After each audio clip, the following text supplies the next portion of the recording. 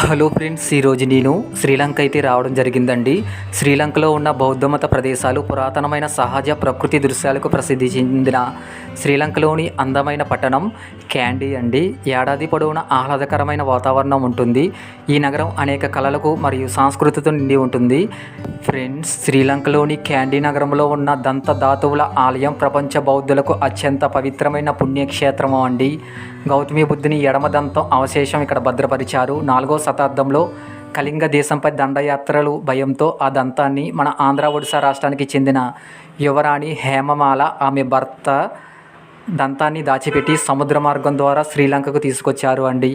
ఈ పవిత్ర దంతాన్ని ఎవరైతే కలిగి ఉంటారో వాళ్ళే శ్రీలంకను పరిపాలించడానికి అర్హులుగా సింహాసాన్ని అధిష్ఠించే హక్కు వాళ్ళకి మాత్రమే ఉంటుందండి. అందుకే ఈ ఆలయం రాజకీయంగా, ఆధ్యాత్మికంగా అత్యంత శక్తివంతమైనది. ఈ ఆలయం క్యాండీలోని పాత రాజభవనం సముదాయంలో ఉంటుంది. ఇది యునెస్కో ప్రపంచ వారసత్వ ప్రదేశంగా గుర్తించిందండి.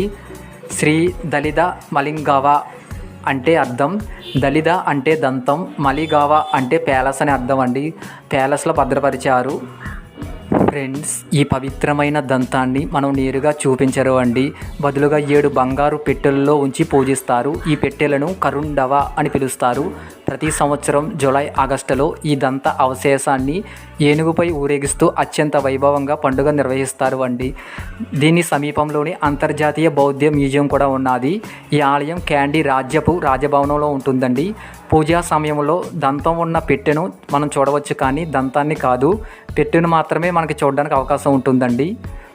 ఫ్రెండ్స్, అంతేకాదు ఇక్కడ క్యాండీ సరస్సును మిల్కీ అని పిలుస్తారు. పవిత్ర బౌద్ధ దంత దేవాలయం వైపుగా ఇది ప్రవహిస్తూ కనిపిస్తుందండి.